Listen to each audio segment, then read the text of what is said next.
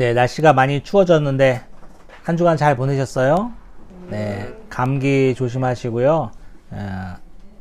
제가 이제 요새 마스크 쓰고 다니기 시작했습니다. 추워서 마스크 쓰고 다니기 시작했어요. 여러분도 추우니까 마스크가 물론 이제 바이러스를 막는 데도 도움이 되지만 방한에 도움이 많이 되잖아요. 그래서 저는 예전에 코로나 오기 전에도 겨울에는 마스크를 쓰고 다녔어요. 추워가지고. 그래서 여러분 마스크 쓰시면 한결 따뜻하니까 쓰시는 게 더 좋을 것 같습니다. 오늘은 이제 말라기 강의 두 번째 시간인데요. 에돔을 진멸하심. 오늘 본문 말씀은 2절입니다. 1장 4절부터 5절까지. 우리 한 목소리 읽어볼까요? 시작. 에돔은 말하기를 우리가 굶뜨림을 당하였으나 황폐된 곳을 다시 쌓으리라 하거늘 나 만군의 여호와는 이르노라 그들은 쌓을지라도 나는 헐리라 사람들이 그를 일컬어 악한 지적이 할 것이요 여호와의 영원한 진노를 받은 백성이라 할 것이며 너희는 눈으로 보고 이르기를 여호와께서는 이스라엘 지역 밖에서도 크시다 하리라. 아멘. 지난주에 우리가 살펴본 내용은 하나님께서 이스라엘 백성을 사랑하였고 지금도 사랑하고 있다라고 말하니까 이스라엘 백성이 하나님이 우리를 사랑하신 게 고작 이겁니까? 이게 사랑하신 겁니까? 라는 반문에 하나님께서는 우리가 중요한 구절이었죠. 에서는 야곱의 형이 아니냐. 그러나 나는 에서는 미워하였고 야곱을 사랑하였도다라고 대파하시면서 이게 생뚱한 동문서답이 아니라 하나님의 주권적인 선택. 아무것도 보지 않고 내가 너희를 택한 것만큼 나의 사랑을 입증할 방법이 또 어디 있겠느냐 라는 말씀을 살펴보았습니다. 그리고 나서는 이제 오늘 본문인데 사실 3장 후반절부터 에돔을 멸망시키겠다라는 이제 내용이 나오면서 4, 5장이 이어지는 거죠. 하나님께서는요, 에돔을 멸망시키겠다고 선언하십니다. 에돔을 진멸하겠다고 설명하셔요. 그랬더니만 에돔이 뭐라고 그래요? 내가 다시 일으킨다. 다시 회복된다라고 말하지만 나 만군의 여호와가 말하는데 에돔은 반드시 다 무너뜨림을 당한다라고 선포하고 계십니다. 여러분, 에돔이라는 민족이 있어요. 에돔 민족이 있는데 그 에돔 민족은요, 사실은 창세기 25장에 나오는 에서와 야곱 중에 에서의 후손이 에돔 민족이에요. 그래서 창세기 36장에 에서의 후손 족보가 쭈르륵 나오는데 이게 바로 에돔 민족이에요. 근데 왜 에돔 민족이란 이름이 붙었냐 하면 창세기 25장에 보면은 쌍둥이가 출생하는 장면이 나오는데 첫째 아들 에서가 나올 때 그 몸이 붉고 털이 많으며 라는 표현이 있어요. 몸이 붉다고 그랬어요. 대부분 갓난애기는 붉지 않나 대부분? 아무튼 유난히 붉었나 봐. 붉었고 그 다음에 우리가 잘 아는 일화죠. 사냥해서 너무 배고픈 나머지 동생 야곱이 끓이고 있던 붉은 죽을 달라고 그러죠. 붉은 죽을.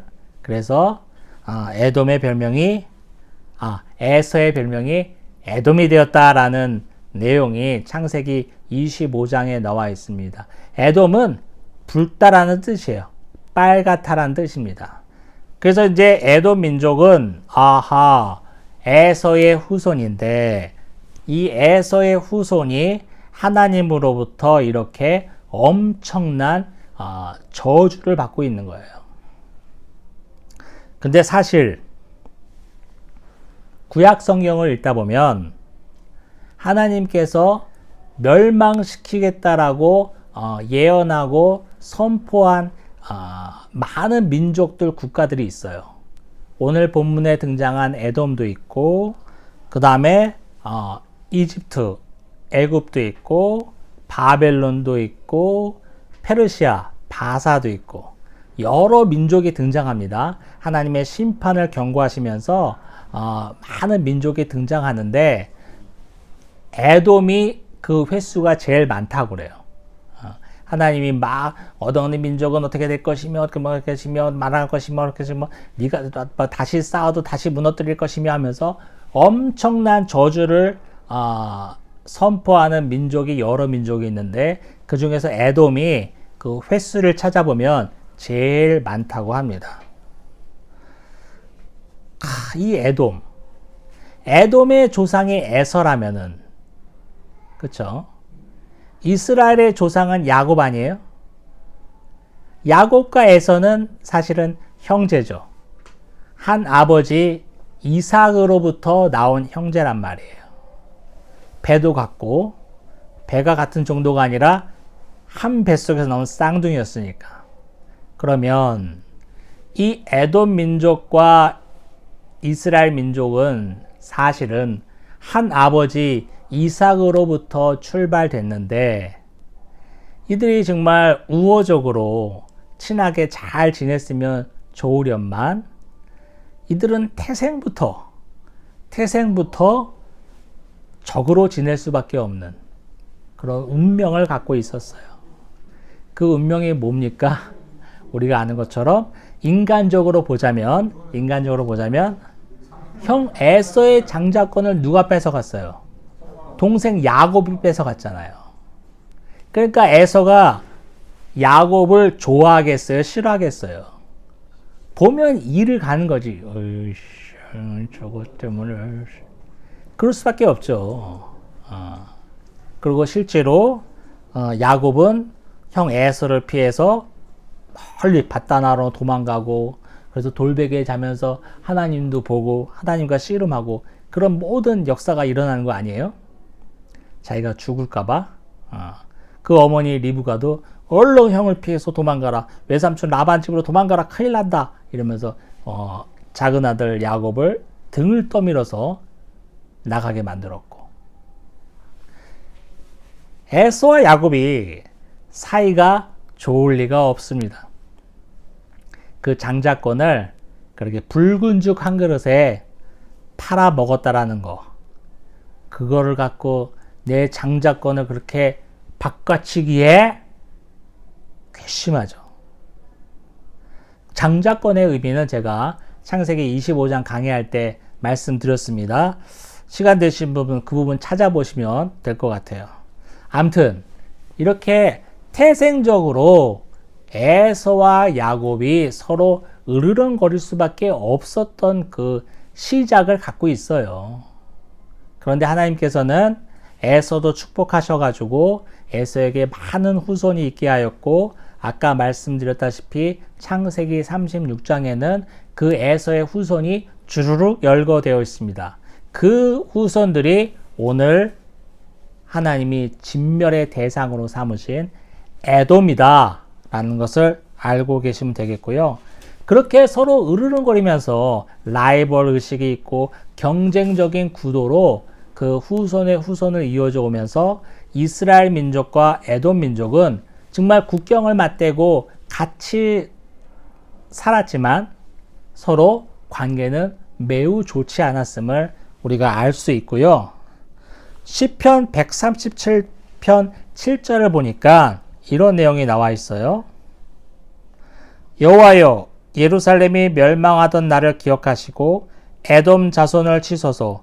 그들의 말이 헐어버리라 그 기초까지 헐어버리라 하였나이다. 이스라엘이 여호와에 향하여 간구하는 내용이 뭐냐면 에돔 자손을 치소서, 그들이 이스라엘이 망하던 날에 헐어버리라 하였나이다. 이 말은 뭐냐면요, 역사적으로 볼 때, 세계사적으로 볼 때 바벨론이 이스라엘을 완전히 무너뜨리고 포로로 끌고 가는 역사가 있는데, 그게 바로 주전 586년 얘기예요. 그때 어떤 일이 있었냐면 바벨론과 에돔 민족이 동맹관계에 있었어요. 바벨론이 이스라엘을 칠 때, 멸망시킬 때 에돔이 우리 형제 나라인데, 우리 어떻게 보면은, 한 아버지, 한 할아버지도 나왔는데, 이스라엘 이렇게 망하는 걸 두고 볼 순 없지. 같이 도와서 막아야 되겠다. 이런 게 아니라, 아유, 잘 됐다. 저거 눈에 가시였는데, 이참에 바벨론을 통해서 멸망됐으면 좋겠다. 이런 심정이 있었는지, 강대국 바벨론 편에 들어서 이스라엘을 멸망시키는데 도움을 했단 말이에요. 그래서 시편 기자는 하나님 에돔 민족을 멸하소서, 이스라엘이 망하던 그날에 에돔이 바벨론 편에 서서 헐어버리라, 헐어버리라, 더 헐어버리라, 다 죽여버려, 다 없애버려라고 그들의 편에서 오히려 이스라엘을 공격했나이다라고 시편 기자는 말하고 있는 거예요. 이 시편을 통해서 에돔이 이스라엘에게 그 정말 근원적인 그런 적대감이 있었는데, 바벨론이 이스라엘을 칠 당시에 바벨론 편에서 서서 이스라엘이 멸망되기를 촉구하는 자였다는 것을 알 수 있습니다. 그래서 주전 586년에 이스라엘이 다 멸망하게 되는데, 그때 이후에 에돔은 바벨론을 등에 업고 유다 지역을 다스리게 됩니다. 유다 지역에 큰 영향력을 끼치게 됩니다. 그도 그럴 것이, 바벨론이라는 그 나라는요, 저기 지금의 이란, 이라크 지역에 있는 나라인데, 예루살렘 지역까지, 유다 지역까지 어떻게 일일이 관리할 수가 없어요. 그러니까 같은 동맹국 관계에 있고, 에돔 네가 거기 대충 다스려라 하면서 아마 띄워줬겠지. 그러면서 에돔은 실제로 유다 지역을 다스렸다고 보는 게 많은 학자들이 얘기합니다. 그럼 잘 보세요. 말라기를 통해서 에돔의 멸망을 얘기하고 있는데, 말라기 저작 연대는 제가 보통 주전 460년부터 430년 사이다 얘기 말씀드렸잖아요. 그러면 460년을 칩시다. 460년에 주전 460년에 에돔이 완전히 진멸되어 있음을 말라기 저자는 얘기하고 있어요. 그러면 그의 한 100년 전인 주전 580년대에는 예루살렘이 멸망하면서 그 지역을 에돔이 다스렸는데, 이 100년 사이에 무슨 일이 있었길래 에돔은 무너졌을까? 거기에 대해서 우리가 궁금증이 있을 수 있어요. 그래서 많은 그 고고학자들은 얘기하기를, 여러 유물을 통해서 얘기하기를 뭐냐면, 주전 7세기경에는, 그러니까 우리 연대기로 얘기하면은 BC 한 600년대 얘기죠. 600년대 얘기니까 예루살렘이 멸망하기 전의 얘기예요. 그때에는 에돔이 좀 강력해가지고 유다 지역 근처를 다 점령하고 살고 있었다고 한대요. BC 600년 경에는요. 그러나 그 이후에 불명한, 이름을 잘 수 없지만 다른 외래 민족을 통해서 유다 지역 근처를 차지하고 있던 에돔이 그 세력을 잃고 유다 바깥으로 밀려나가기 시작한 거예요. 유다 바깥으로 더 밀려나가고, 마침 몇십 년 후에 바벨론이 유다를 다 점령하게 되니까 다시 유다의 남쪽 지역을 에돔이 다스리게 됐다라고 말하고 있습니다. 자, 그렇게 그런 역사를 갖고 유다 지역을 점령하고 있었는데, 그때 이후에 아람 민족이에요. 아람 민족의 한 민족인데, 아바티아 민족이라는 민족이 있어요. 아바티아 민족에 의해서 에돔의 영토가 다 뺏기게 됩니다. 아무튼 우리가 이런 말 많이 쓰잖아요. 화무 11홍이죠. 아무리 꽃이 붉고 예뻐봤자 열을 가는 게 없다. 또 권불 10년 아닙니까? 아무리 엄청난 권력을 갖고 있어도 10년을 넘게 그 권력을 유지하기가 어렵다는 말이 있듯이, 에돔도 잠깐 유다 지역을 다스렸을 뿐이지 세계사의 흐름 속에서 다른 민족에 의해서 이제 점령당하고 그 영토를 잃고 나중에는 주전 552년에 바벨론에 의해서 완전히 멸절하게 됩니다. 그게 에돔의 역사예요. 한 아버지부터 출발했지만 결국에는 숙적의 관계로 대적 관계로 두 민족이 뻗어나갔고 두 민족의 운명 또한 이스라엘은 또 바벨론에 의해서 에돔도 결국 바벨론에 의해서 그 운명이 끝이 나지 않습니까? 말라기 선지자는 이 에돔의 종말을 선포하면서 우리에게 세 가지를 경고하고 있어요. 첫 번째 뭐냐면 에돔 사람들이 다시 국가를 재건하려 할 것이다. 그 4절에 나와 있습니다. 다시 에돔이 이대로 끝나지 않고 다시 재건하려 할 것이다 라고 말하고 있어요. 그러나 둘째, 하나님께서는 그들의 계획을 수포로 돌아가게 할 것이다. 그들이 다시 일어나고자 하나 하나님은 완전히 그것을 짓밟아 버릴 것이다 라고 경고하고 있고, 마지막이 중요합니다.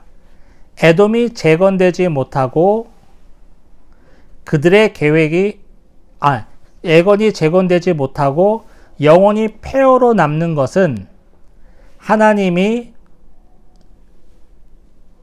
이 세계사의 중이라는 것을 설명하고 있는 거예요. 더 나아가서는 하나님을 대적한 나라의 최후의 참상이 이렇게 될 것이다 라고 경고하고 있는 거예요. 우리 마지막 절 볼까요? 5절 한번 같이 읽어볼게요. 5절 시작.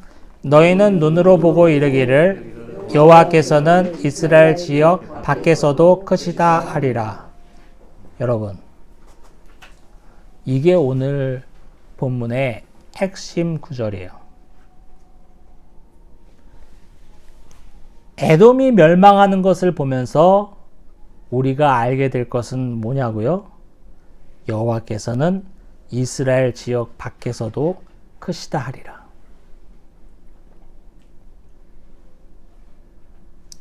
우리는 흔히들 이렇게 생각하는 경우가 있어요. 하나님께서는 열심히 신앙생활하고 있는 그리스도인들의 하나님만 되시는 게 아닌가. 더욱 나아가서 하나님은 우리 교회의 하나님만 되시는 것 아니냐. 하나님은 하나님을 잘 믿는 나라들의 하나님만 되시는 것 아니냐라는 생각을 갖고 있을 때가 있어요. 그렇지 않죠. 오늘 본문에 나온 것처럼 여호와께서는 이스라엘 지역 밖에서도 크신 분입니다. 하나님이 우리 믿는 자만의 하나님이 되시는 게 아니라 우리 믿는 나라들의 하나님이 되시는 게 아니라 지금 이 순간도 이 세계사를 이끌어 나가시는 주인이라는 것을 우리에게 명확하게 가르쳐 주고 있습니다. 여러분, 세계사의 주인이 하나님이 되시다라는 것은 사실 이스라엘 민족의 역사를 보면서도 흔히 알 수 있어요. 쉽게 알 수 있어요. 뭐냐면 유다가 바벨론 손에 의해 멸망하고 다 끌려 포로 생활을 하다가 갑자기 그 나라의 왕이 어떤 명령을 내립니까? 이스라엘 백성들은 다 집으로 돌아가라. 예루살렘으로 돌아가라는 명령을 내려서 그들이 포로 생활을 하다가 다시 집으로 옵니다. 또 그것만 합니까? 자기를 멸망시키고 끌고 갈 때는 언제고 사람만 다시 보내는 게 아니라 너희의 하나님 성전을 다시 만들라라는 명령까지 줘요. 이런 일이 어떻게 쉽게 일어날 수 있겠냐는 거예요. 하나님이 개입하지 않으시면 그때 당시에 최고의 강대국인 바벨론이 이스라엘을 완전히 멸망시키고 그 백성들을 포로로 다 끌고 갈 때는 언제고 풀어주는 일이 생기냔 말이에요. 그 왕의 입에서 나온 명령으로. 풀어주는 것에 그치는 것이 아니라 또 그 왕의 생각에 보면은 하나님은 자기네 왕도 아니, 자기네 신도 아니잖아요. 바벨론은 다른 우상신을 섬기고 있었기 때문에 그냥 일개 포로에 지나지 않는 백성이 섬기고 있는 하나님이라는 그 신을 위해서 성전을 다시 지으라는 명령까지 내린단 말이에요. 이런 일이 어떻게 우리가 쉽게 이해할 수 있겠냐는 거예요. 하나님이 다 역사하셨음을 증거하고 있는 일이라는 거죠. 요즘 전 세계적으로 보면 큰 전쟁이 두 군데서 벌어지고 있죠. 우크라이나, 러시아도 그렇고 또 지금 우리가 말하는 유다 지역, 예루살렘 땅에서의 전쟁도 그렇고 많은 아이들이 전쟁의 피해자가 돼서 죽어가고 있고 많은 시민들이 무고하게 피를 흘리며 희생당하고 있는 모습을 우리는 뉴스를 통해서 매일 접하고 있습니다. 또한 기후 변화를 통해서 자연재해도 정말 많이 발생하고 있고 그로 인해서 많은 세계 곳곳에서 희생자가 생기고 있어요. 이런 모습을 볼 때 흔히 하나님은 정말 계시는 건가? 하나님은 이 참상을 보고는 계시는 건가? 이걸 보고 계신다면 그렇게 우리가 노래하는 찬양하는 사랑의 하나님은 도대체 무언가? 사랑의 하나님이라 하면서 어떻게 이런 모습을 보고만 계시는 건가? 우리 그리스도인들로 하여금 많은 생각을 하게 되는 경우도 있어요. 심지어는 하나님이 계시는지 어쩐지 모를 정도로 의심에 쌓일 수도 있습니다. 그건 제가 너무 큰 안목에서 말씀드렸고 저와 여러분의 각자의 삶을 되돌아볼 때 우리 인생 가운데도 얼마나 어려운 일들이 많이 생겨요. 얼마나 기가 막힌 일들이 생기냔 말이야. 하나님을 내가 이렇게 열심히 믿고 따르고 신앙생활 하는데 이런 정도의 일은 나한테 벌어지지 않게 해 주셔야 되는 게 하나님 아닙니까? 라고 하나님께 항변하고 싶을 때가 얼마나 많냐고요. 내가 큰 것 바라는 것도 아니고 내가 남들처럼 부귀영화를 바라는 것도 아니고 최소한 내가 하나님을 이렇게 믿고 따르는데 이런 처참한 일은 나한테 벌어지지 말아야 되지 않겠습니까? 라고 묻고 싶을 때가 얼마나 많냐고요. 그러면 그때는 하나님이 안 계시는 겁니까? 그럼 우리의 그 순간에는 하나님은 사랑의 하나님이 아닌 건가요? 잔인하고 인정머리 없는 하나님이신 건가요? 아니라는 거예요. 오늘 말라기는 얘기하고 있습니다. 너희는 눈으로 보고 이르기를 여호와께서는 이스라엘 지역 밖에서도 크시다 하리라. 하나님은 우리 인생 가운데서도 친히 역사하셔서 찬송 받으실 만한 크신 분이시고 우리 지역, 우리나라 밖에서도 지금 이 순간에도 너무나 잔인해 보이고 어떻게 이런 일이 눈뜨고 벌어지는지 믿을 수가 없다라고 다들 얘기하지만 이 순간에도 하나님은 사랑의 하나님으로 이 세상을 다스리고 계심을 우리는 믿어야 합니다. 기도해야 되는 거예요. 하나님, 우리에게 긍휼을 베풀어 주옵소서. 이렇게 어려운 시기를 당하고 있지만 이 어려운 시기를 굳건한 믿음으로 이겨나가게 해 주옵소서. 행여나 하나님이 없다, 하나님을 원망하는 세력이 되는 것이 아니라 지금 이 순간에도 하나님은 보고 계시지. 지금 이 순간에도 하나님은 크신 하나님이라고 찬송받으실 만한 분이시지, 이 믿음을 갖고 이겨나가게 해 주옵소서. 역사의 주관자 되시고 우리의 인생을 이끌어 나가시는 하나님이심을 나는 믿습니다. 라는 고백이 저와 여러분의 입술에서 나오기를 간절히 바랍니다. 저는 지금 세계사적인 관점에서 에돔 민족의 멸절을 설명드렸어요.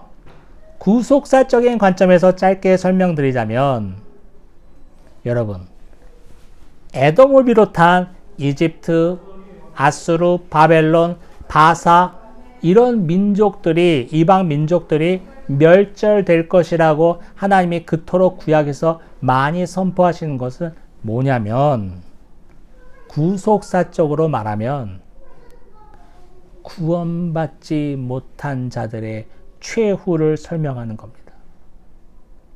바벨론을 보라. 얼마나 화려하고 엄청난 문명을 가졌냐. 이집트를 봐라. 페르시아를 봐라. 저들이 아무리 눈부신 성장과 괄목상대할 만한 발전을 이룬다 할지라도, 화려하고 좋게 보일지라도 저들의 끝은 사망일 뿐이다.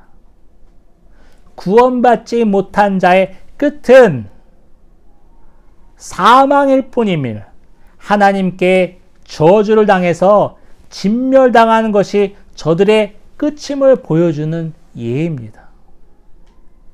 그래서 지난주 설명드렸다시피 우리가 주권적인 하나님의 선택에 의해서 구원받는 백성에 들어간 것은 놀라운 하나님의 사랑이에요. 놀라운 하나님의 은혜입니다. 그 은혜를 받은 자가 너다 라고 하나님은 설명하고 있는 거예요.